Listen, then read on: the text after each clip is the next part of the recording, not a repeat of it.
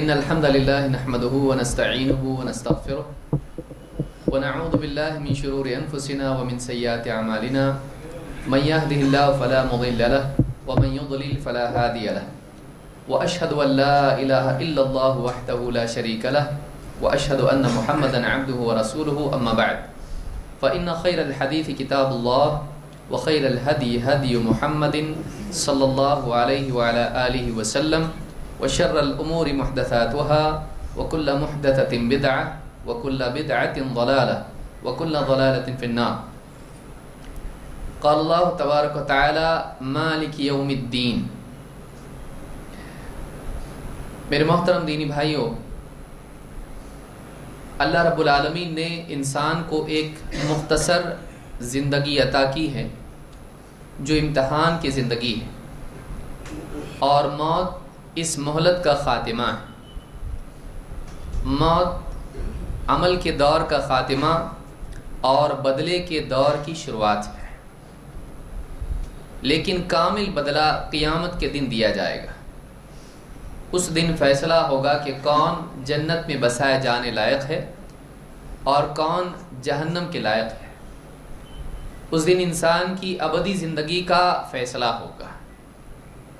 نعمتوں کے اعتبار سے اعلیٰ ترین نعمتیں اور سزا کے اعتبار سے بدترین سزا انسان کو دی جائے گی۔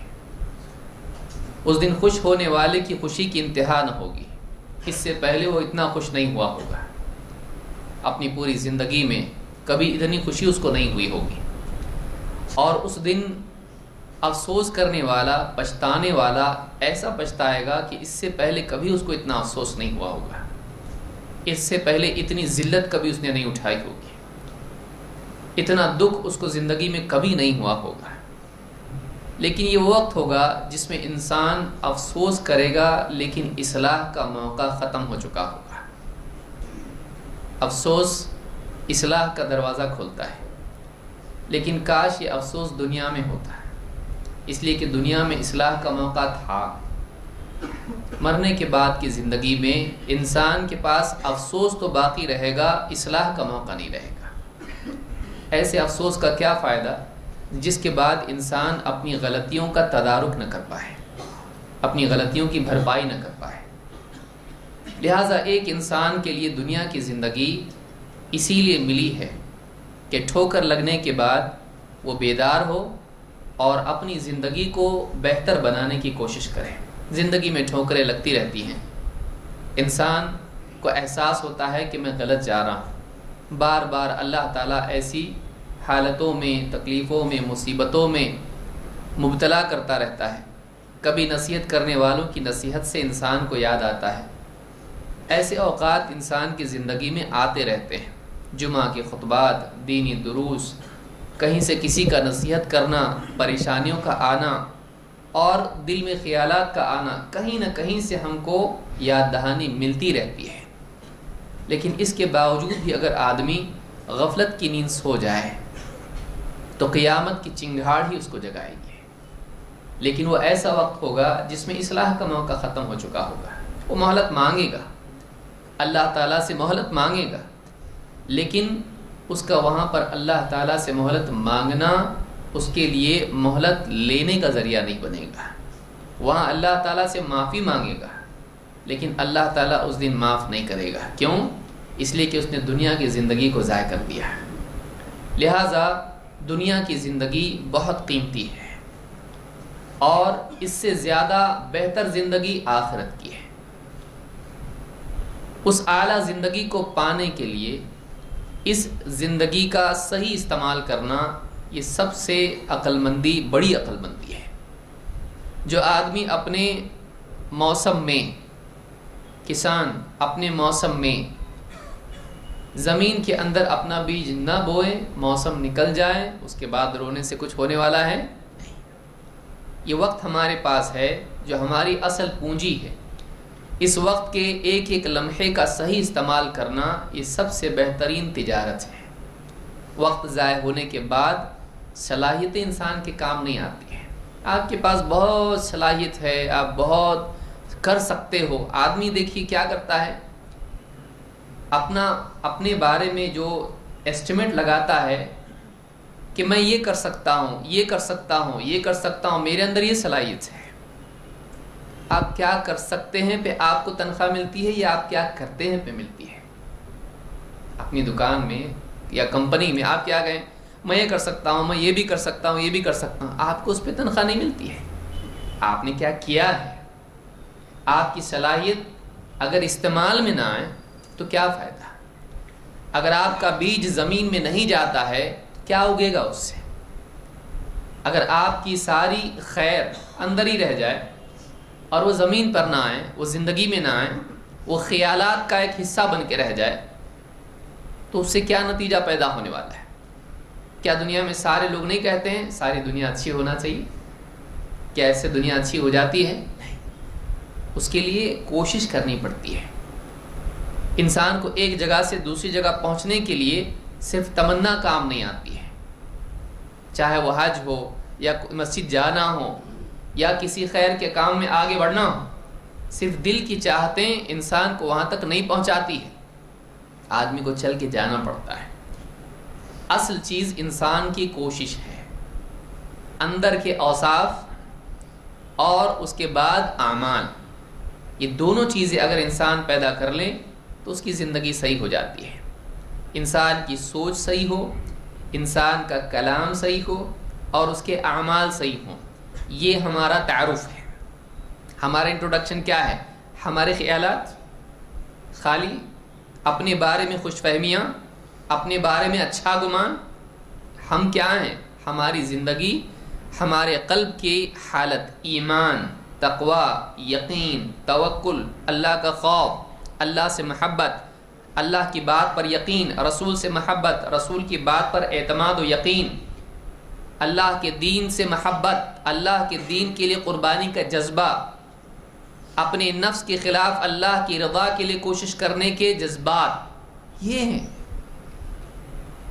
ہمارا کلام، اللہ کا ذکر، تلاوت، اللہ تعالیٰ سے دعا، لوگوں کو نصیحت، خیر خواہی، اچھا مشورہ، ہماری زبان، اخلاق، نرمی، محبت، اکرام، سلام، خیر خواہی، زندگی کے اعمال، نماز، روزہ، حج، عمرہ، عبادات، دعا، یہ ساری چیزیں، غریبوں کے کام آنا، بیوہ، بچے، یتیم، مریض، دنیا میں جتنے مسائل ہیں ان کے لیے کوشش کرنا، لوگوں کو دین کی دعوت پہنچانے کے لیے کوشش کرنا، بھاگ دوڑ کرنا، ان کی ہدایت کے لیے کوشش کرنا۔ اصل چیز ہمارا اپنا تعارف، ہماری سوچ اور ہمارا عمل ہے، اور ہماری سوچ اعلیٰ ہو جائے، ہمارے اوصاف بہترین ہو جائیں، ہمارے اعمال اچھے ہو جائیں، کامیاب ہیں ہم لوگ، چاہے ہمارے کپڑوں میں 10 پیوند لگے ہوئے ہیں۔ انسان کی قیمت خارجی چیزوں سے نہیں ہوتی ہے، داخلی چیزوں سے ہوتی ہے، کیونکہ قیامت کے دن سب سے پہلا کیا ہوگا؟ لباس کا دام، اور اس کا ایک آدھا حصہ ہم کو دنیا میں بتایا جاتا ہے۔ بہت امیر تھا، بہت زبردست کپڑے پہنا تھا، اس نے نکالو کفن، غریب تھا، نکالو کفن، یہ پھٹے پرانے کپڑوں میں تھا، وہ بہترین لباس میں تھا، ہٹاؤ، اب ایک برابر ہو گئے، یہ بھی کفن میں، وہ بھی کفن میں۔ قیامت کے دن مجرد، ننگے، برہنہ، باہر کی سب چیزیں چھوڑ کے آ گیا تو اب تو کیا ہے؟ تو تیری ملکیت سے نہیں ہے، تو تیرے اپنے اوصاف سے ہے، اپنے اعمال سے ہے، تو نے اپنے آپ کو کیا بنایا؟ تیری قیمت تو ہے، تیری قیمت یہ نہیں میرے پاس گھر ہے، موٹر ہے، بنگلہ ہے، میرے پاس یہ ہے، میرے پاس اتنے سرٹیفکیٹ ہیں، میرے اتنے تعلقات ہیں، کانٹیکٹس میرے ہیں۔ تیرا تعارف یہ نہیں ہے، تیرا تعارف یہ کہ تو کیا ہے۔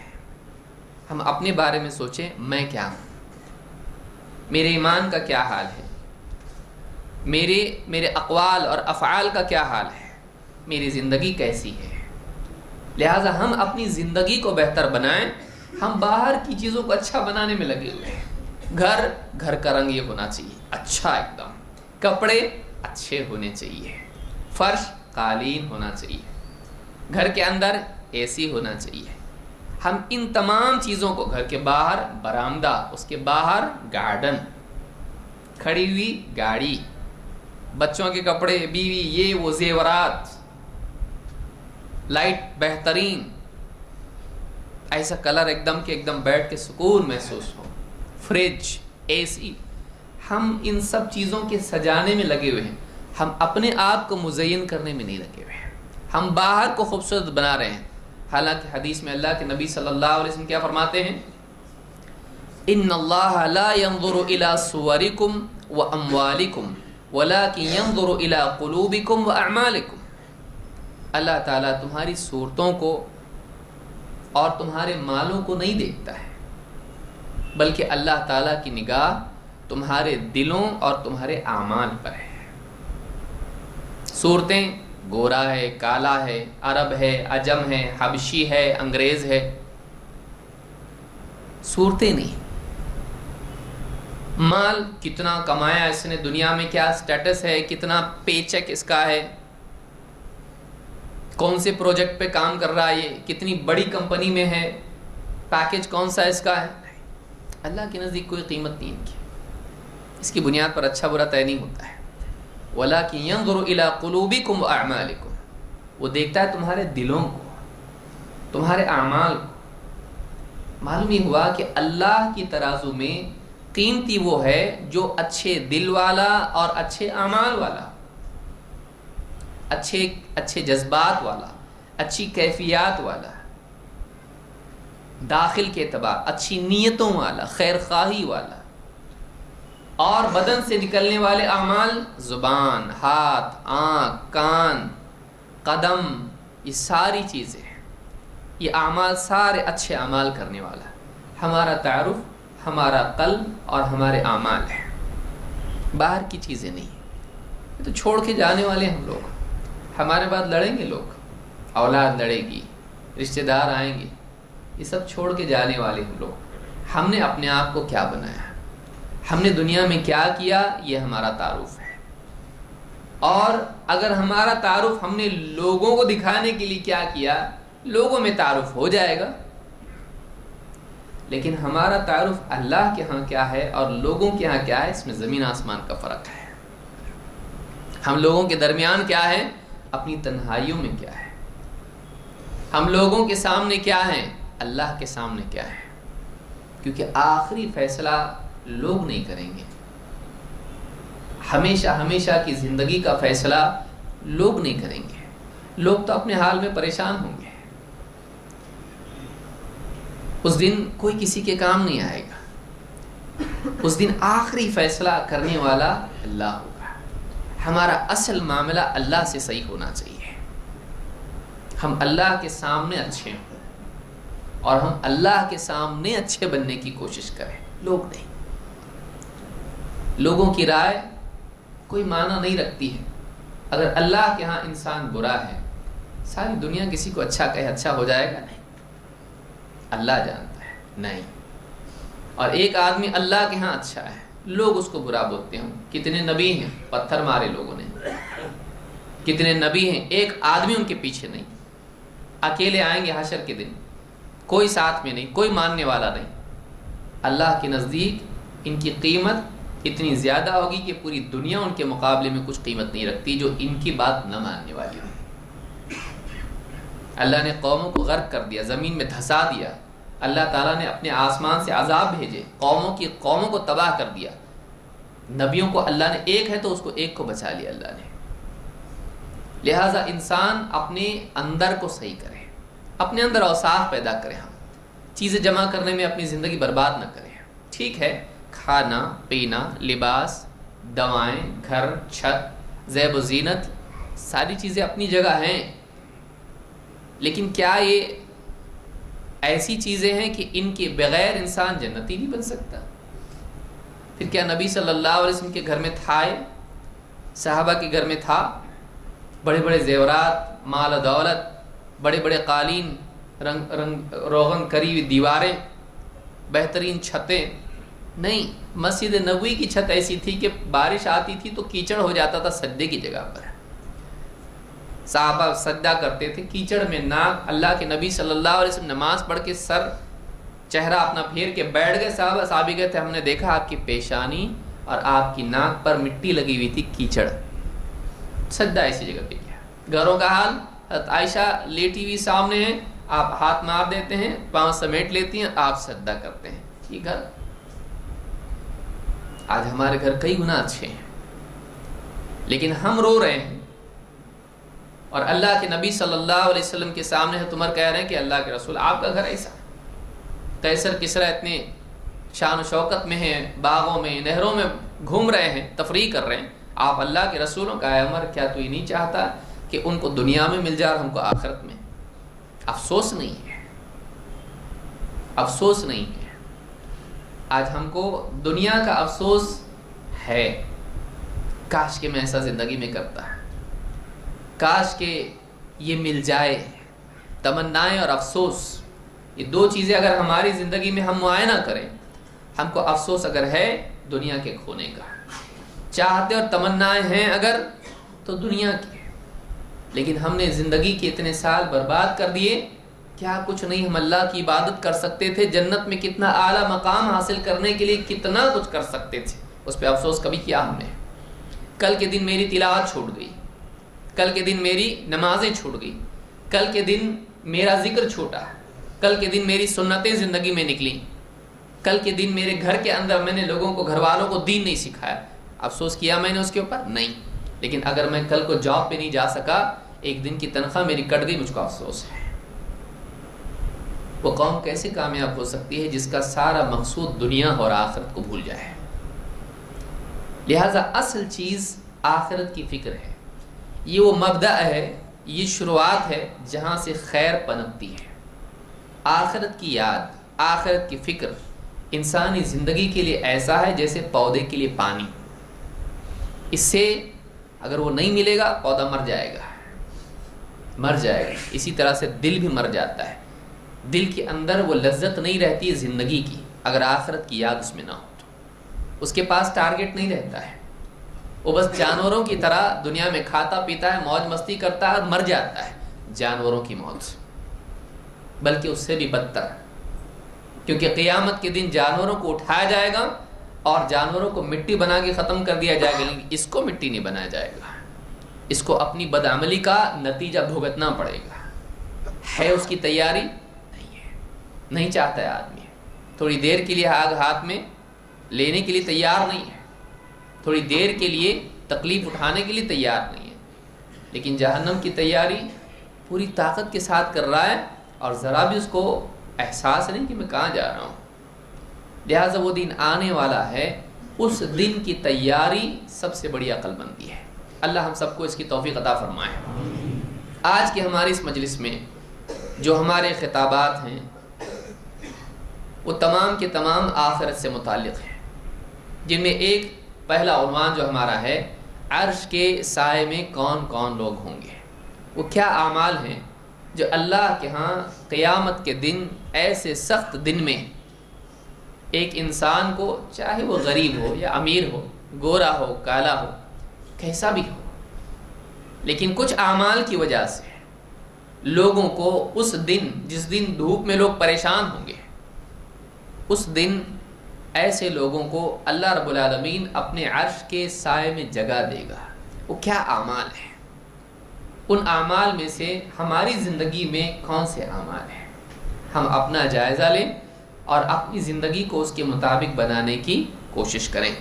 آج کی مجلس میں اسی عنوان کے تحت کچھ باتیں ہم دیکھیں گے، چونکہ وقت بہت کم ہے اس لیے بہت اختصار سے میں کام لوں گا۔ پہلے ہم حدیث دیکھ لیتے ہیں، اس کے بعد اس کی تفصیل دیکھیں گے۔ امام البخاری اور مسلم نے ایک حدیث نقل کی ہے، اللہ کے نبی صلی اللہ علیہ وسلم فرماتے ہیں، سبعۃ یظلھم اللہ فی ظلہ یوم لا ظل الا ظلہ، 7 لوگ ہیں جو اس دن، جس دن اللہ کے سائے کے سوا کوئی سایہ نہیں ہوگا، اللہ تعالیٰ ان لوگوں کو اپنے سائے میں جگہ دے گا۔ 7 لوگوں کو قیامت کے دن اللہ تعالیٰ سایہ عطا فرمائے گا۔ کون ہے؟ نمبر 1، الامام العادل، عدل کرنے والا امام، عدل و انصاف کرنے والا امام۔ امام مسلمانوں کا حاکم، مسلمانوں کا حاکم۔ وشاب نشأ فی عبادت ربہ، اور وہ جوان جس کی جوانی اپنے رب کی عبادت میں پروان چڑھی ہو، جس نے جوانی کی عمر کو اللہ کی عبادت میں خرچ کیا ہو۔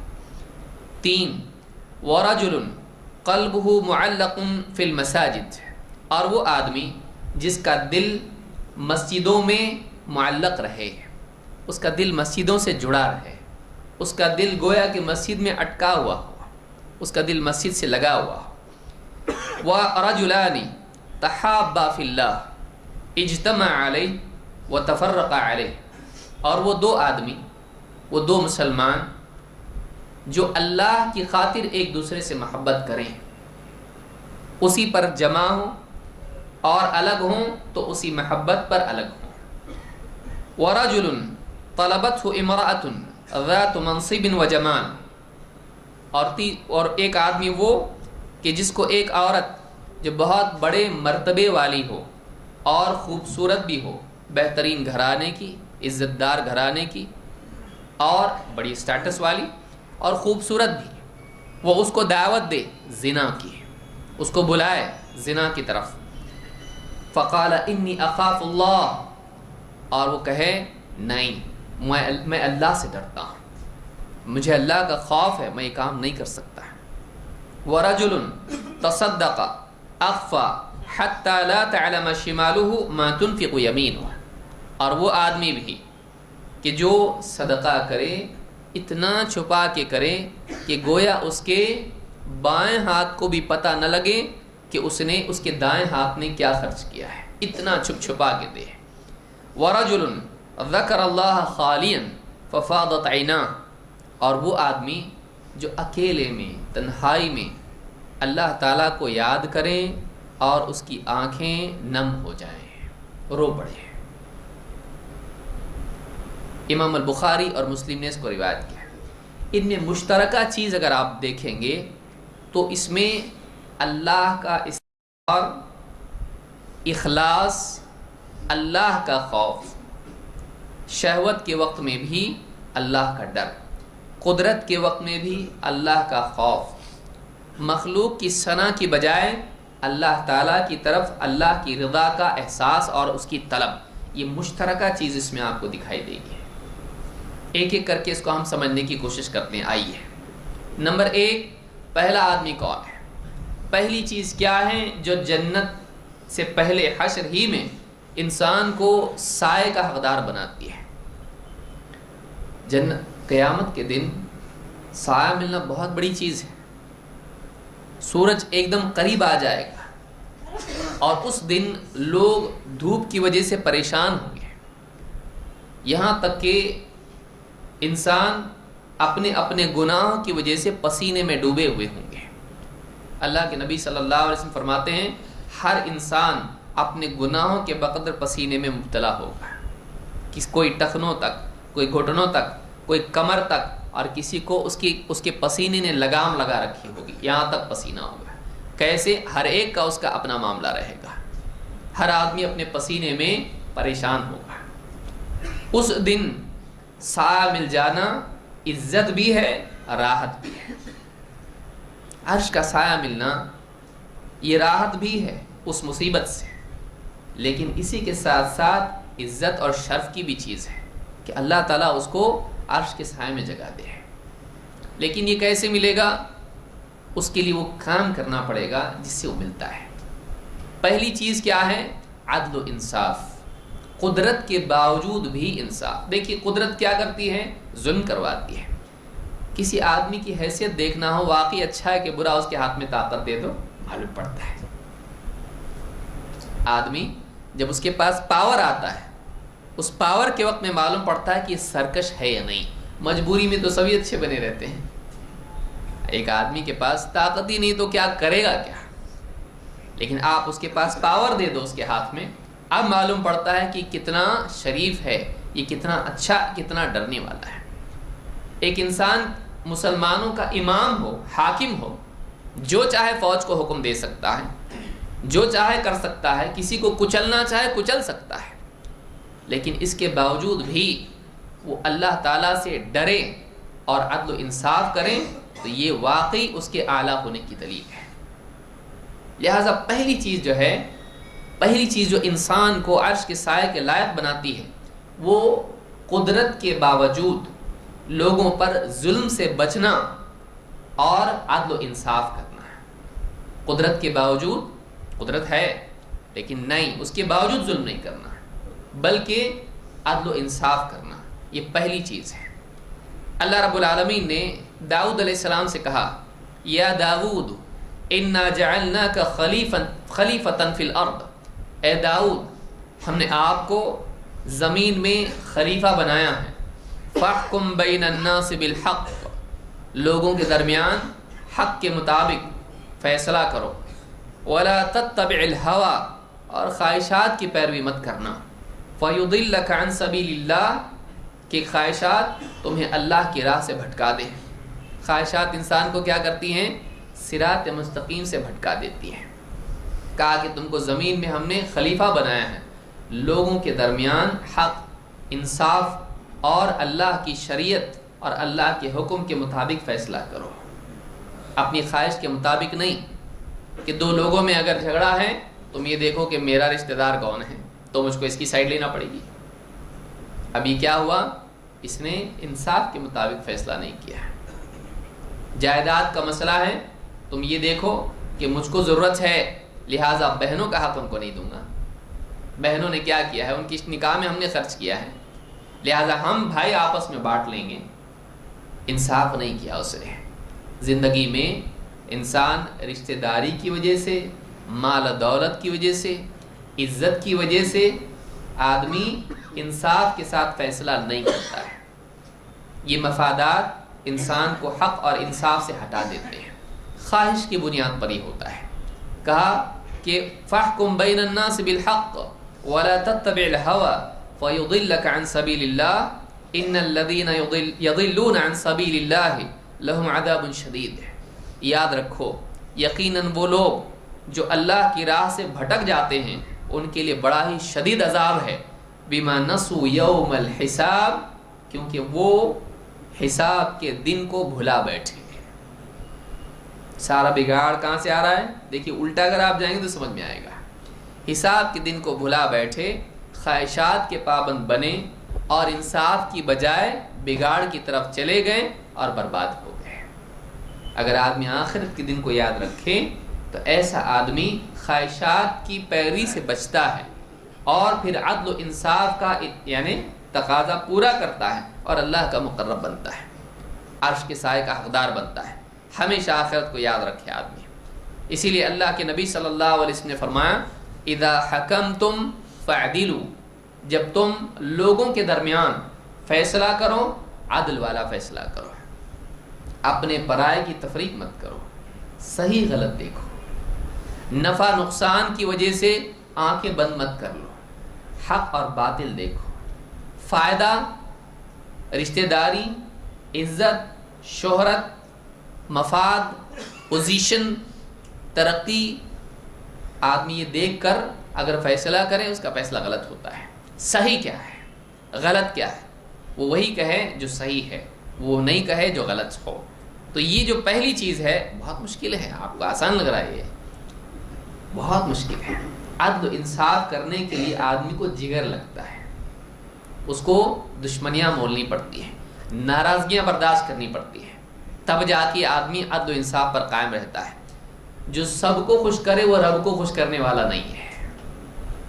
جو آدمی سب خوش، رب خوش نہیں ہوتا۔ امام الشافعی رحمۃ اللہ علیہ فرماتے ہیں کہ لوگوں کو راضی کرنا ایک ایسی چیز ہے جو کبھی حاصل نہیں ہو سکتی ہے۔ آپ سوچئے دنیا میں نبی سب کو راضی کر سکتے ہیں؟ نہیں۔ اللہ کر سکتا ہے لیکن لوگ راضی ہوتے ہیں، اللہ نے ڈیل دی ہے۔ لیکن آپ دیکھیں کیا سارے لوگ اللہ سے راضی رہتے ہیں؟ نہیں۔ اسی لیے حدیث میں کیا ہے؟ فَمَن رَضِيَ فَلَهُ الرِّضَا وَمَن سَخِطَ فَلَهُ السُّخْطُ۔ کتنے لوگ ہیں مصیبتوں میں اللہ سے شکایت، اللہ کی شکایت کرتے، سب کھا پی کے اللہ کا شکایت کرتے ہیں۔ جب لوگ اللہ سے راضی نہیں ہوئے آپ سے کیا ہوں گے؟ یہ سب سے بڑی نادانی اور بیوقوفی ہے کہ ایک انسان لوگوں کو خوش کرنے کے چکر میں جائے۔ آج خوش ہیں کل ناخوش ہوں گے، اور آپ سب کچھ کر کے بھی ناخوش ہوں گے۔ آپ گھر والوں کو خوش کر کے بتا دیجئے، باقی باہر والوں کی بات بعد میں۔ گھر والوں کو آپ بیوی کو خوش کر لیجئے، اولاد کو خوش کر لیجئے، نہیں ہو سکتا ہے. کبھی خوش کبھی نہ خوش، ذرا سی بات پہ نہ خوش. آپ لوگوں کو، امام شافعی فرماتے ہیں رضا الناس غایۃ لا تدرک، لوگوں کو راضی کرنا ایک ایسا مقصد ہے جو کبھی پورا نہیں ہو سکتا ہے. ہاں ایک کام آسان ہے، اللہ کو خوش کرنا ہے، بہت آسان ہے. ایک آدمی سبحان اللہ کہے اللہ خوش ہو جاتا ہے، ایک سجدہ کرے اللہ خوش ہو جاتا ہے. تو ایک انسان اللہ تعالیٰ سے دعا کرے اللہ راضی ہو جاتا ہے. الحمدللہ کہے کھانا کھا کے اللہ راضی ہو جاتا ہے. الحمدللہ کہے پانی پی کے اللہ راضی ہو جاتا ہے. تو اللہ کو راضی کرنے کے لیے آدمی اگر عمل کرتا ہے وہ کامیاب ہے. لوگوں کو خوش کرنے کے چکر میں آدمی پڑے گا، اس کی زندگی ختم ہو جائے گی، جوتیاں گھس جائیں گی، اس کی ایڑیاں کتنا بھی وہ پٹکے، کچھ بھی کرے، سر ٹکرائے، لوگ راضی ہونے والے نہیں، لوگ راضی ہونے والے نہیں ہیں. آپ پوری دیوار کو پینٹ کیجئے فری میں کسی کی، اور آپ بولو کیسا کیا میں نے، کچھ لے رہا نہیں، بولے ادھر رہ گیا. لوگ ایسے، لوگ یہ نہیں بولیں گے ماشاءاللہ کتنا کیے سب کچھ، اور نہیں سوچے گا بعد میں کر لوں گا. وہ کیا بولے گا ٹھیک ہے تو وہاں رہ گیا. یہ انسان ہے. انسان یہ دیکھتا، اس کی نگاہ کمی پر رہتی ہے، اس کی آپ دیکھیے لوگوں کے بارے میں، اللہ کے بارے میں آپ دیکھیے ہماری زندگی میں کیا نہیں دیا اللہ نے، لیکن ہمارا دھیان کس پہ ہوتا ہے، کیا نہیں دیا، اس پہ ہی رہتا ہے. یہ انسان ہے. انسان بڑا ناشکرا ہے، کیونکہ ابلیس نے غلط نہیں کہا تھا. ابلیس کا سٹیٹمنٹ ہے، آفیشیل سٹیٹمنٹ ہے اس کا. اس نے کیا کہا تھا، وَلَا تَجِدُ أَكْثَرَهُمْ شَاكِرِينَ، تو ان میں سے اکثر کو شکر گزار نہیں پائے گا. اس نے غلط نہیں بولا تھا، اس کو معلوم ہے یہ ایسے ہی رہے گا. دنیا کے اندر جا کے جب یہ دنیا میں کھو جائے گا، نعمتوں کو دیکھ کے پھر جو نہیں ملا اس پہ دھیان اس کا زیادہ ہوگا، جو اللہ نے دیا اس پہ نہیں ہوگا. یہ انسان ہے. بہرحال حق پر قائم رہنے کے لیے، انصاف کے اور عدل کے نفاذ کے لیے انسان کو جی گھٹ کرنا پڑتا ہے، دل مضبوط کرنا پڑتا ہے، برداشت کرنا پڑتا ہے. یہ صحیح ہے یہ غلط ہے بولنا پڑتا ہے، تب جا کے انسان واقعی اللہ کے ہاں مقبول بنتا ہے. اور اگر آدمی کوشش کریں ڈپلومیٹک سب خوش ہو جائیں، ایسا آدمی اللہ کی نگاہ میں ذلیل ہو جاتا ہے، کیونکہ کوئی آدمی حق پر چلنے والا ایسا نہیں ہوتا ہے. نمبر 2، تو پہلی چیز کیا ملی، ہر حال میں عدل و انصاف کا نفاذ، خصوصاً آپ کے پاس پاور ہے تو. اب بیوی ہے، مثال کے طور پر موٹی مثال، بیوی ہے، بچے ہیں، اب اس کے پاس طاقت ہے. اب بیوی پر ظلم کریں اس وجہ سے کہ کہاں جا سکتی ہے، ماں باپ غریب ہے، وہاں تو وہ لوگ تو سنبھالیں گے نہیں اس کو، ہمیشہ طلاق کا درد اس کو دکھائے، ایسا کہ طلاق دے دوں گا اس کو، اور مار پیٹ کرے، اس کے ساتھ میں بدسلوکی کرے، اس کے حقوق ادا نہ کرے. اس کو معلوم ہے کچھ نہیں کر سکتی، پاور میرے پاس ہے، طلاق کی گن مشین میرے پاس ہے، میں جو چاہے کروں. اولاد ہے، اولاد پر ظلم کرے، ان کے حقوق ادا نہ کرے، باہر کے غصے اولاد پر نکالے، بے وجہ ان کی پٹائی کرے. ایسا آدمی دنیا میں بھی ناکام ہے اور مخلوق کے نزدیک بھی مبغوض ہے اور اللہ کے نزدیک بھی. اپنی طاقت کا غلط استعمال کرنا. لہٰذا انسان کو چاہیے کہ ہر انسان اپنے دائرے میں کچھ نہ کچھ حاکم ہے، اور ایک بڑا حاکم ہوتا ہے جو پورے لوگوں کا حاکم ہوتا ہے، امام. تو یہ بات اس کے لیے ہے، لیکن ایک آدمی جتنی طاقت اس کے پاس ہے وہ یہ بھی یاد رکھے کہ وہ کیوں اتنا عزت پایا، اس وجہ سے کہ اس کے پاس پاور تھا اور پھر بھی اس نے عدل کیا. تو آدمی اپنے آپ کو اس لائق بنائے، کل کو ہو سکتا ہے اللہ تعالیٰ اس کے ہاتھ میں کچھ قدرت دے. اگر یہ ویسا ہے اور اپنے حق میں اپنے دائرے میں اس نے کیا، ہو سکتا ہے اللہ رب العالمین اس سے خوش ہو کر عدل کی بنیاد پر اس کو جگہ دے. پہلی چیز. نمبر 2، جوانی کی عبادت. جوانی خواہشات اور شہوتوں اور لذتوں کی طرف دوڑنے کی عمر ہے. اس میں انسان کی گاڑی کا بریک کمزور ہوتا ہے. آدمی سب کچھ کر کے پھر اس کے بعد بریک مارتا ہے.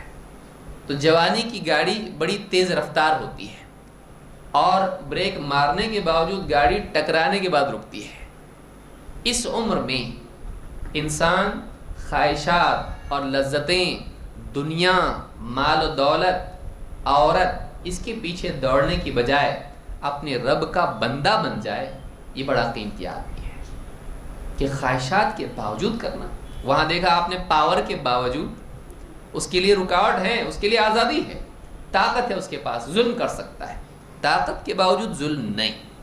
2 جوانی ہے، خواہشات ہیں، اس کے بہت سارے اس کے سامنے راستے ہیں، مجھ کو دنیا میں اتنا آگے بڑھنا ہے، میرا یہ مقصد ہے، مجھ کو یہ حاصل کرنا ہے، سب کھلا ہوا ہے، جسم ساتھ دے رہا ہے اس کا، شہوتیں اس کی عروج پر ہیں، چاہے دنیا کی دوڑ میں آگے جائے اس کے پاس جسم ہے، یا پھر عورت کے معاملے میں آگے بڑھے اس کے پاس شہوت ہے، جو چاہے کر سکتا ہے.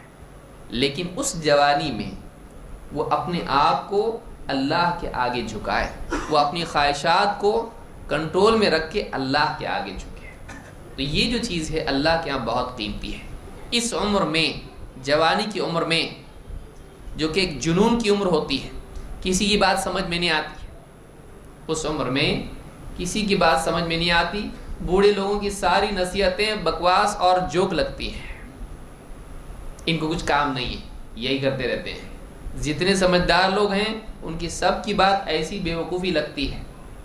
بڑھاپے میں سمجھ میں آتا ہے کہ کاش کہ میں نے چچا کی بات مانا ہوتا ہے، کاش کہ میں نے ابو کی بات مانی ہوتی ہے، بڑھاپے میں یاد آتا ہے، جوانی میں سمجھ میں نہیں آتا. لیکن اگر اس عمر میں اللہ تعالیٰ کسی کو اس بات کی توفیق دے دے کہ وہ اللہ کا بندہ بن جائے، اپنی خواہشات کی لگام اللہ کی شریعت کے ہاتھوں میں دے دے اور عبادات کا اہتمام کرے، عبادات کا اہتمام کرے، نمازوں کی پابندی، روزوں کا اہتمام، ذکر اور تلاوت کا اہتمام، بلکہ پوری زندگی میں اللہ رب العالمین کا بندہ بن جائے، اس کی خواہشات پابند ہو جائیں شریعت کی، اس کی نگاہیں پابند ہو جائیں، اس کی زبان پابند ہو جائے، اس کے ہاتھ پابند ہو جائیں، اس کے قدم رک جائیں، صحیح راستے پر چلنے لگ جائیں. جب جوانی کی عمر میں وہ بندگی اختیار کرے اللہ کی اور عبادات کا اہتمام کرے، بہت بڑی چیز ہے.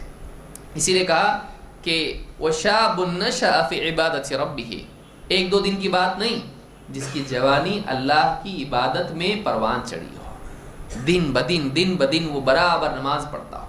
آج جوانوں کے لیے فجر کی نماز، جوان تو جوان کتنے لوگ، صرف بوڑھے لوگ آتے ہیں بیچارے جو ریٹائر ہو گئے ہیں، وہ لوگ نماز کے لیے مسجد میں آتے ہیں. فجر کی نماز میں جوان ہے کتنے، رات میں وقت کتنا ضائع کرتے ہیں. ہم اگر اپنے وقت کو پیسہ سمجھنے لگیں، آپ سوچئے پیسہ خرچ کرنے کو کیسا کرتا ہے، اتنی چیز 50 نہیں 40 لے 30 لے، برابر یہ کرتا ہے، کم خرچ نہیں کرتا ہے. کوئی اڑاتا ہے ایسا پیسہ، راستے پہ دیکھا کسی کو آپ نے، بس ایسی پہ جانے تو کچھ کام کری پھینک دو ادھر، کرتا کوئی ایسا نہیں. پیسہ سنبھالتا ہے، بچاتا ہے، کام کی چیز ہے. پیسہ وقت کے مقابلے میں کچھ بھی نہیں ہے. قیامت کے دن جہنم میں جانے والے اللہ سے پیسہ مانگیں گے، وقت مانگیں گے. سوچئے، وقت مانگیں گے، ایک تھوڑا سا وقت دے دیں، تھوڑی سی مہلت دے دیں. پیسہ کوئی چیز نہیں ہے، وقت اصل ہے.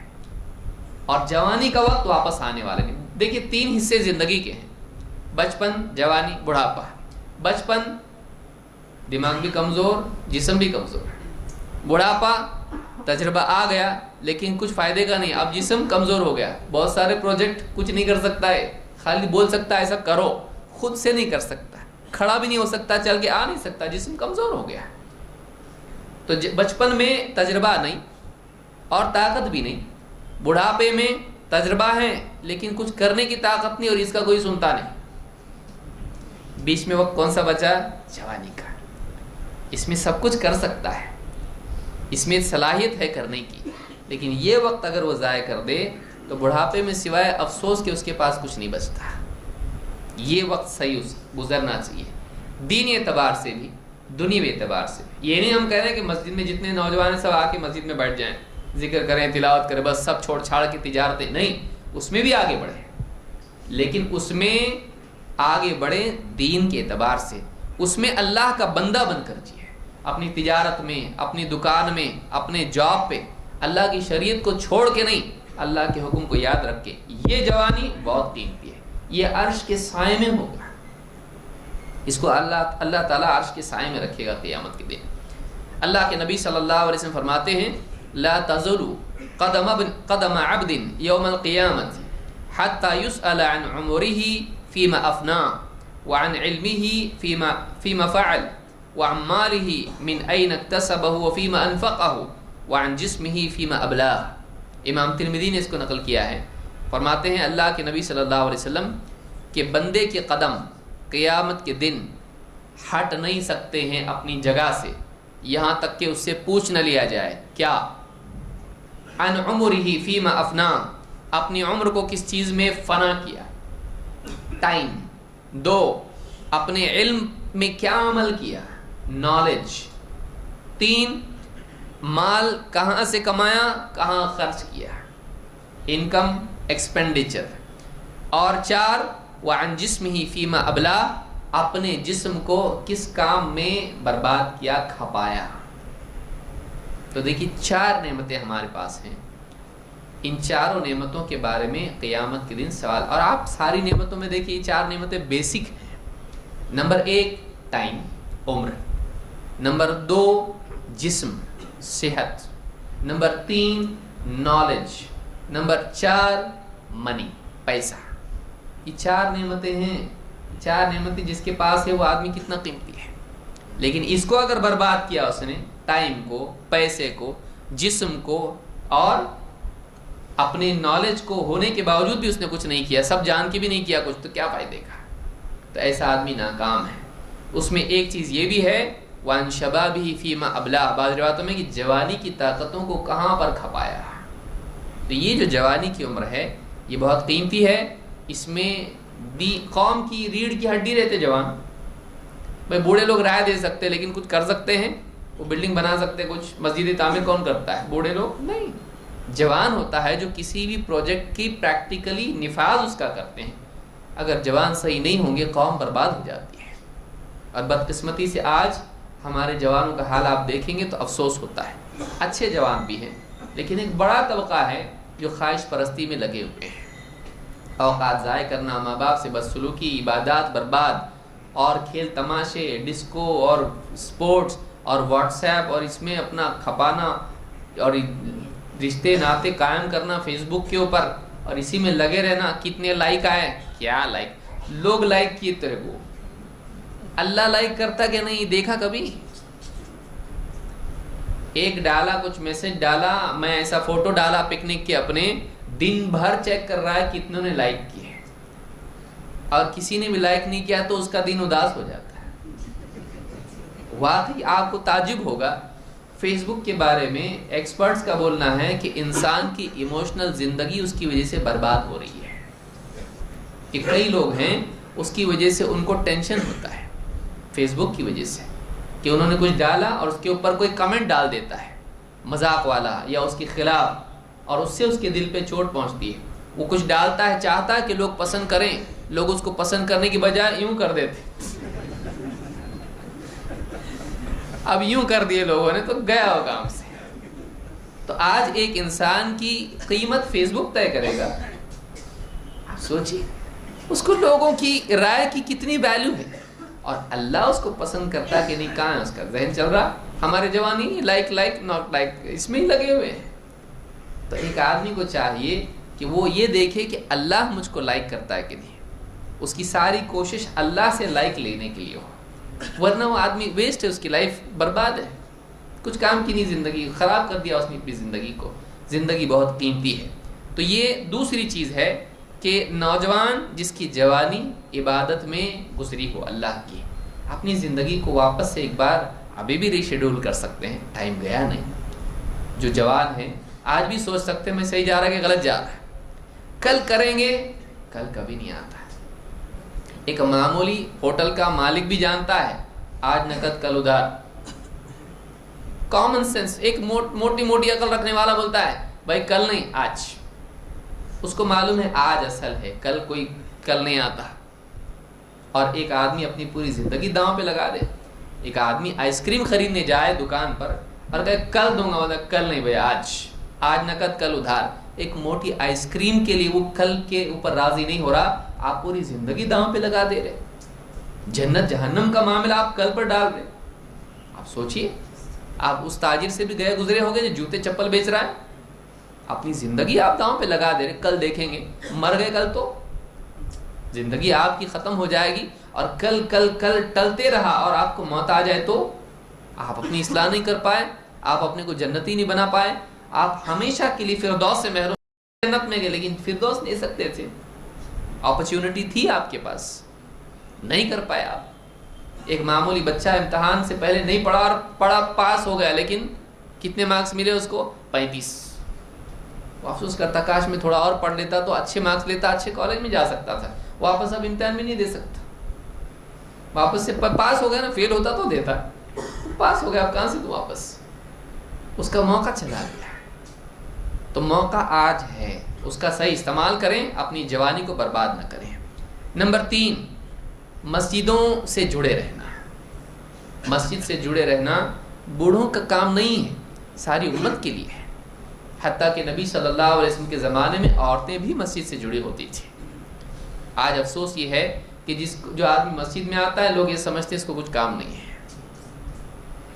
جو آدمی مسجد سے جڑا ہوا ہے, کوئی آدمی بار بار مسجد میں جاتا ہو, تلاوت کرتا ہو, ذکر کرتا ہو, نوافل کے لیے جاتا ہو, لوگوں نے کیا بھائی مؤذن بننے کا ارادہ ہے کیا؟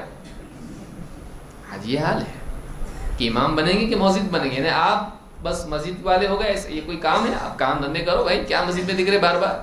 لوگ ایسا کریں گے. حدیث میں کیا فرماتے اللہ کے نبی صلی اللہ علیہ وسلم, وہ آدمی جس کا دل مسجد میں اٹکا ہوا, یعنی نماز پڑھ کے جاتا ہے, اس کا ذہن میں رہتا ہے واپس جانا ہے, اس کا سکون مسجد میں ہے. مسجد میں آتا ہے, وضو کرتا ہے, اچھے سے آ کے 2 رکعت پڑھ لی, بیٹھا نماز کے انتظار میں, وقت نکلا, موبائل نکالا یا قرآن اٹھایا, جتنا پڑھنا تھا اتنا پڑھا, نہیں آتا پڑھنے قرآن, ذکر کرتا رہا, کچھ نہیں اپنے لیے بیوی بچوں کے لیے دعا کرتا رہا, نہیں اپنی زندگی کے بارے میں سوچتا رہا, صبح سے ظہر تک میں نے کیا کیا غلطیاں کی, اللہ معاف کر دے. نہیں کر سکتا. آج ہمارا حال کیسا ہے, ہم دوست لوگ اٹھتے, اس کے بعد ہم لوگ اٹھتے نماز کے لیے. نہیں گیا تو یہ لوگ کیا سوچیں گے, ٹھیک ہے اٹھا, کسی طرح سے گرتے پڑتے, وضو بھی جلدی جلدی کیا, پہلی رکعت جا رہی ہے, دوسری تیسری بھی جا رہی ہے اس کی, پھر جا کے کسی طرح ہانپتے کانپتے جا کے شریک ہو گیا. پھر جتنی رکعتیں ہوئی وہ بھی یاد نہیں کون سی رکعت میں شریک ہوا تھا, امام صاحب کون سی سورت پڑھے, اور اس کے بعد پھر بیٹھا ہے کہ جو لوگ یہ کریں گے وہ میں کروں گا. سمپل بات یہی ہے کہ نہیں؟ کتنی رکعت ہوئی معلوم نہیں, تو باز والا جو کرے گا وہ میں کروں کیونکہ میرے ساتھ یہ آیا ہے. یہ حال ہمارا ہے. سکون کے ساتھ آئے, جلدی شریک ہوئے, اور خالی وقت جو بھی ملا اس کو غنیمت جان کے دعا, ذکر, تلاوت, استغفار, جو بھی نبی صلی اللہ علیہ وسلم پہ درود پڑھتے بیٹھ بھائی. اتنے احسانات نبی کے پڑھا, کتنے بار پڑھا درود, ایک دن میں ہم کتنی مرتبہ پڑھتے ہیں درود نبی صلی اللہ علیہ وسلم. سوچئے, یہ ہمارے اوقات کا حال ہے. ایک دن آدمی روزانہ ضائع کر رہا کا مطلب زندگی ضائع کر رہا ہے. ایک آدمی روزانہ دن ویسٹ کر رہا کا مطلب پورے دن ویسٹ کیا, یعنی پوری زندگی ویسٹ کیا. ٹائم کیا ہے, یہ تو زندگی. تو یہاں پر یہ کہ ہمارا دل مسجدوں سے جڑا رہے.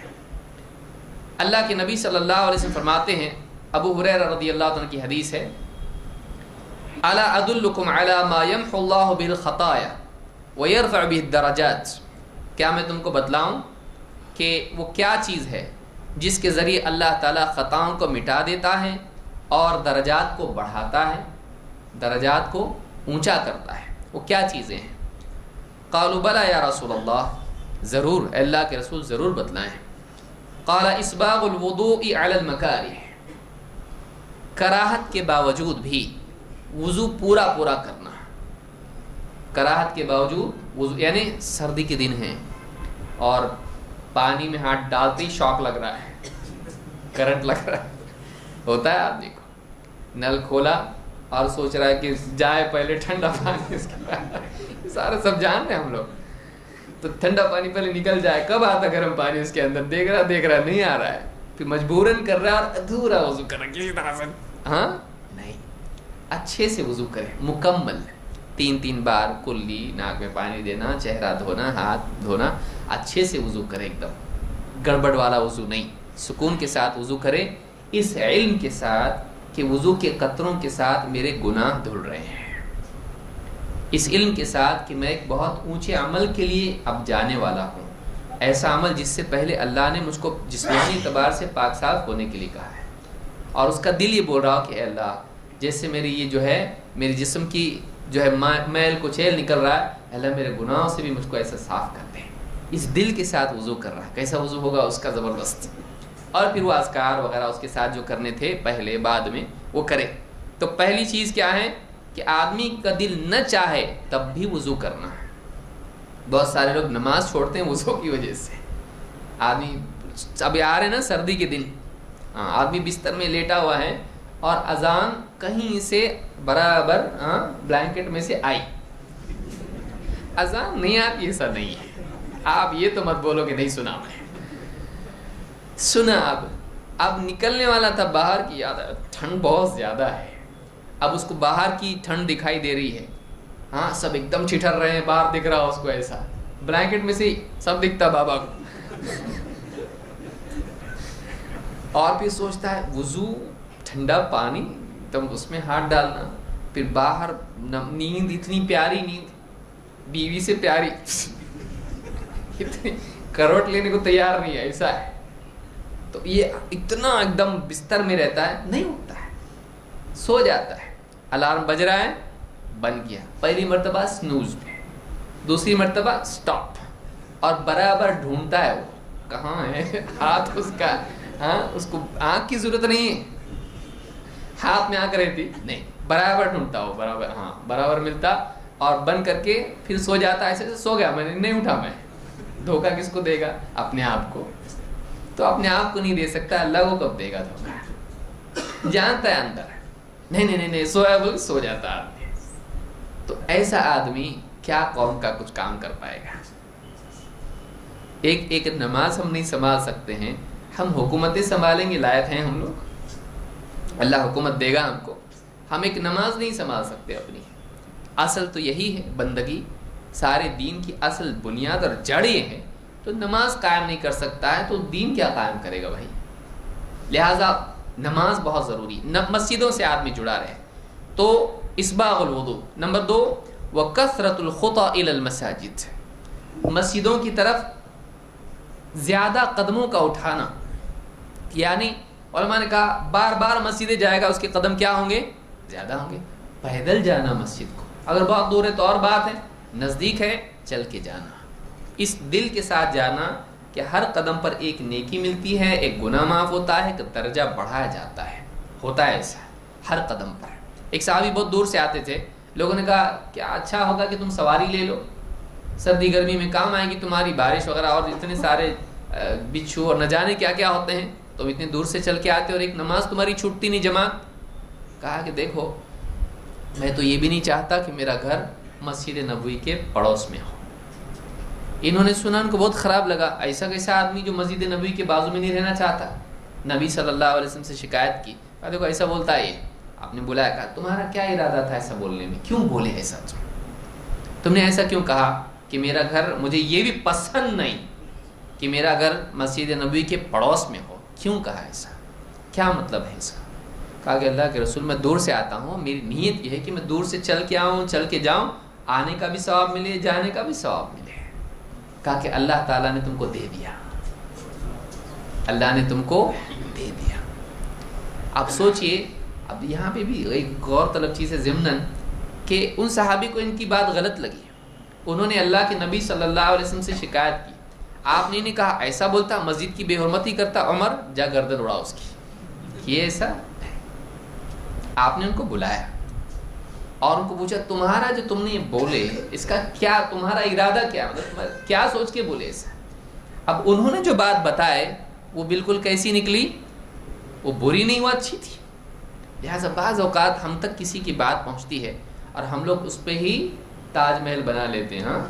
ایشو چل رہا اس کا، اس کے اوپر ہم لوگ کچھ نہ کچھ لال قلعہ بنا لیتے ہیں. تو ایسا نہیں کرنا چاہیے، بلکہ آدمی اس آدمی کے زبان سے نکلے ہوئے جملے کی مراد اس آدمی سے پوچھے، کیا دل میں تھا اور کیا بولا. اکثر اوقات ہوتا ہی ہے، آدمی کے دل میں کچھ ہوتا، بولتا کچھ، سننے والا کان میں جاتا کچھ، پھر دل میں بنتا کچھ.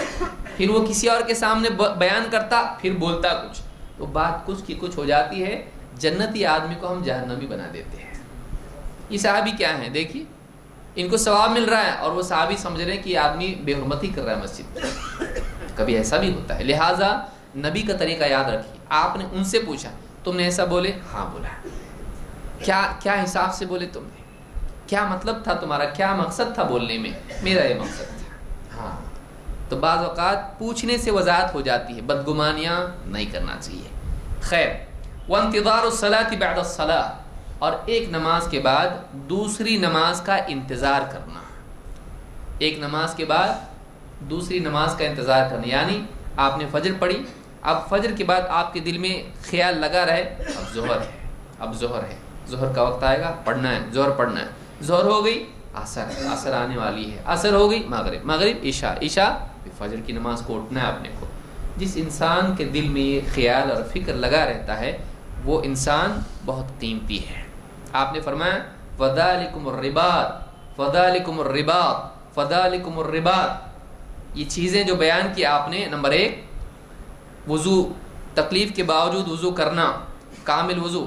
نمبر 2 مسجدوں کی طرف قدموں کا چلنا اور چل کر جانا اور زیادہ سے زیادہ جانا۔ اور 3 ایک نماز کے بعد دوسری نماز کا انتظار کرنا۔ یہ ایسا ہے جیسے اسلام کی، مسلمانوں کی سرحد پر راتوں میں جاگ کے اس پوری حکومت کی حفاظت کرنا۔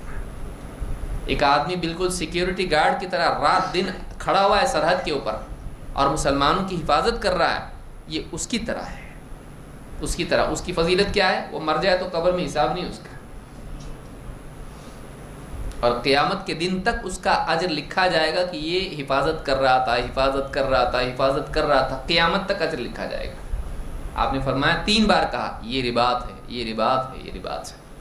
یہ چھوٹے اعمال نہیں ہیں، یہ چھوٹے اعمال نہیں ہیں، لہٰذا مسجدوں سے جڑنا یہ تیسری چیز ہے۔ نمبر 4 اللہ کے لیے محبت کرنا، اللہ کے لیے محبت کرنا۔ کسی مسلمان سے محبت کرنے کے لیے اس کا امیر ہونا ضروری ہے؟ امیر مطلب مالدار، خوبصورت نہیں، بہت بڑے نسب کا ہے، ضروری نہیں۔ اس کی کریڈیبلٹی، اس کی اہلیت اتنی ہی کافی ہے کہ وہ لا الہ الا اللہ محمد رسول اللہ کا اقرار کرتا ہے، بہت ہو گیا یہ، کیونکہ اسی کے بیس پہ ایک آدمی جنت میں جائے گا، اس کے بیس پہ جائے گا جنت میں۔ اپنی توحید اور رسالت کی گواہی، اس کے لیے مسلمان ہونا بس محبت کے لیے کافی ہو، یہ میرا مسلمان بھائی ہے، غریب ہے، ٹوٹا پھوٹا ہے، خوبصورت بھی نہیں، زیادہ ہینڈسم بھی نہیں ہے، اور اچھے جاب پہ بھی نہیں ہے، بہت بڑے نسب والا بھی نہیں، بہت بھاری خاندان کا بھی نہیں ہے، میں پہچانتا بھی نہیں اس کو، لیکن یہ میرا بھائی ہے۔ یہ اگر دلوں میں پیدا ہو جائے، اتنے صاف ستھرے دل اگر ہم اپنے بنا لیں، تو یہ اس لائق ہے کہ اس کو اللہ تعالیٰ قیامت کے دن عرش کے سائے میں جگاتے ہیں۔ کیا جاتا ہے اس میں؟ کوئی خرچہ ہوتا؟ کوئی نقصان ہے اس میں؟ نہیں ہے، لیکن ہم اپنے دلوں کو اتنا پیچیدہ بنا لیتے ہیں، اس کی نفرت، اس کی دشمنی، اس کے خلاف مکر چکر، یہ وہ سب، یہ دنیا کی وجہ سے، عہدوں کی وجہ سے، مال کی وجہ سے، دنیا کے مفاد کی وجہ سے، ذرا ذرا سی ناراضگی کی وجہ سے۔ کیا میں گیا وہ میرے کو دیکھا سلام نہیں کر رہا، اب بس اتنا ہی۔ اب تو نے بھی کتنوں کو سلام نہیں کیا ہوگا، بھولا ہوگا، دھیان نہیں دیا ہوگا۔ کتنی مرتبہ انسان سے ہوتا ہے سامنے سے آدمی گئے سلام نہیں کیا، لیکن اس نے کیا کیا؟ دل میں رکھا، اس کو سلام نہیں کیا اس کو۔ اب دل میں نفرت، اس کے خلاف باتیں، اس سے دشمنی۔ اب ایک بار آدمی کسی کے بارے میں غلط بات بولتا ہے تو اس کو مینٹین کرنا پڑتا ہے کہ نہیں؟ آپ ایسے نہیں کہتے بہت برا آدمی ہے، پھر شام کو بولیں بہت اچھا آدمی ہے، ایسا ہوتا نہیں۔ آدمی اپنے آپ کو غلط نہیں کر سکتا، لہٰذا کسی کو غلط بول دیا تو اس کو صحیح نہیں بولنے آتا، کیونکہ اس کو واپس سے صحیح بولنا ہے، اپنے کو غلط بنانا ہے نا، تو اپنے آپ کو مینٹین کرتا ہے، پھر اس کی ہر چیز غلط دکھنے لگتی ہے، الٹا الٹا الٹا الٹا ہوتے ہوتے آدمی کا پورا ذہن خراب ہو جاتا ہے۔ آپ اپنے دل کو صاف رکھیے، ایک آدمی اپنے دل کو لوگوں کے لیے صاف رکھے۔ ٹھیک ہے غلطیاں ہوتی ہیں لوگوں سے، اصلاح کرے، بیوی سے نہیں ہوتی، بچوں سے نہیں ہوتی، آئینہ دیکھو، اپنے سے نہیں ہوتی، اپنے سے بھی تو ہوتی نا۔ آپ اپنے سے نفرت کیے کبھی؟ بہت خراب آدمی ہے، کبھی کیا ایسا؟ کبھی کیا نہیں کیا آپ ایسا؟ آج کے بعد تیرا منہ نہیں دیکھوں گا میں، کیے کبھی ایسا؟ ہماری غلطیاں نہیں ہیں. دیکھیے ہم کو جو چیزیں پسند نہیں ہیں کیا ہمارے اندر نہیں ہے نا؟ پھر بھی جی رہے نا اپنے ساتھ، چھوڑ کے جا رہے اپنے آپ کو؟ نہیں جا رہے. ہم اپنے بھائی کو کیوں چھوڑے؟ پھر اس کے ساتھ کیوں تعلق خراب کیا ہے؟ اگر ڈانٹنا ہے تو پہلے اپنے آپ کو ڈانٹو. دن میں کتنی مرتبہ اپنے آپ کو ڈانٹتے ہیں؟ کتنی مرتبہ اپنی غیبت کرتے ہیں؟ یہ آدمی بہت خراب ہے کبھی بولتے یہ آدمی صحیح نہیں ہے، کبھی بولے کسی کو نہیں. حالانکہ اس سے زیادہ غلطیاں ہم اپنی جانتے ہیں. اس کی 2-4 غلطیاں سامنے ہوگی ہمارے، اپنی ہر غلطی سامنے. کب سے؟ جب سے ہوش آیا پورا ریکارڈ معلوم ہے. اس کا تو 2-4 غلطیاں معلوم ہے آپ کو. 2-4 غلطی میں آپ نے اس کو شوٹ کرنے کے لیے تیار ہو گئے. اپنے آپ کو دنیا میں میرا دل بہت اچھا ہے، میں کتنا بھی غلط بولوں، میں ایسا ہوں لیکن میں بہت اچھا انسان ہوں. اپنے بارے میں اچھا ہی سمجھتا ہے. اگر فردوس کے لیے پوچھا جائے تو سب سے پہلے یہ ہاتھ اٹھائے گا، کون ہے؟ تو یہ لائق ہے. یہ حال ہمارا ہے. ہم اپنے بارے میں الٹا ہونا چاہیے. ہم اپنے بارے میں سختی کریں، دوسروں کے بارے میں نرمی کریں. دوسروں کی 10 غلطیاں ہم معاف کریں، اپنی ایک غلطی پہ بھی اپنے آپ کا محاسبہ کریں. یہ آدمی قیمتی ہے، یہ آدمی بڑا آدمی ہے. لہٰذا اپنا پیمانہ ہمارے لیے ذرا کڑک باریک ایک دم تنگ ہونا چاہیے، بہت اونچا پیمانہ ہونا چاہیے. دوسروں کے لیے جانے دو کیونکہ اللہ کی میزان میں ہم بھی پورے نہیں اتر سکتے. اللہ تعالیٰ اگر ہم کو معاف نہیں کرے پھنس جائیں گے ہم لوگ. اگر ہم جیسا دوسروں کو معاف نہیں کرتے ایسا ہم بھی کرنے لگیں گے کیسا ہوگا؟ اللہ نے کیا فرمایا؟ وَلْيَعْفُوا وَلْيَصْفَحُوا أَلَا تُحِبُّونَ أَن يَغْفِرَ اللَّهُ لَكُمْ. ایمان والوں کو چاہیے کہ معاف کریں، درگزر کریں. تم پسند نہیں کرتے کہ اللہ تم کو معاف کرے؟ تم تو چاہتے ہو اللہ تم کو معاف کرے، تم دوسروں کو معاف کرنے کو تیار نہیں. اگر اللہ تمہارے لیے ایسا کر دے تو تم کہاں جاؤ گے؟ لہٰذا ایک مسلمان کو چاہیے کہ اپنے مسلمان بھائی سے دین کی بنیاد پر محبت کرے اور کوئی غرض نہیں، کوئی غرض نہیں. کتنا لذت ملتی انسان کو کسی مسلمان سے محبت کرے اس کی کمیوں کے باوجود اور اس سے اس کا کوئی فائدہ نہیں ہے، اس سے کچھ ملنے والا نہیں ہے، بلکہ اس کے اندر کمیاں ہیں، اس نے اس کا دل بھی دکھایا ہے، پھر بھی اس سے محبت کرے اللہ کے لیے. اس میں جو لذت ہے اور اس میں جو انسان کو واقعی فکری بلندی نصیب ہوتی ہے وہ دوسری چیزوں میں نہیں ہو سکتی. اگر آج کے اوپر محبت تو بنیا بھی کرتا ہے، وہ کوئی محبت نہیں ہے، اللہ کے لیے محبت کرنا ہے. اسی لیے اللہ کے نبی صلی اللہ علیہ وسلم فرماتے ہیں ان المتحابین باللہ فی ظل العرش.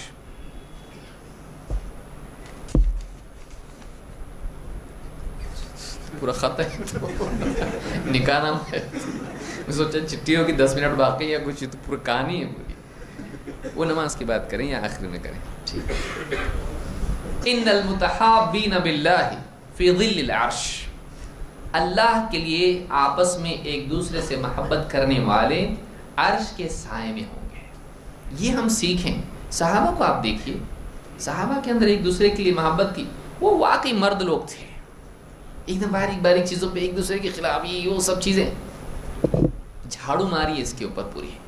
اللہ کے لیے محبت کریں اور کسی سے اگر کوئی غلطی ہوتی ہے ہاتھ پکڑ کے بات کیجیے اس سے. یہ تیری بات ہے میرے کو سمجھ میں نہیں آئی لیکن میں تیرا بھائی ہے، تو بھی میرا بھائی ہے. جھگڑا نہیں کرنے کا، اٹھنے کا تو دوستی کے ساتھ اٹھنے کا. ابھی جو بھی ہے ہم لوگ حل کریں گے لیکن اینڈنگ میں جھگڑے پہ ختم نہیں ہونا چاہیے. میٹنگ اپنی ہے، یہ اصول رکھیے.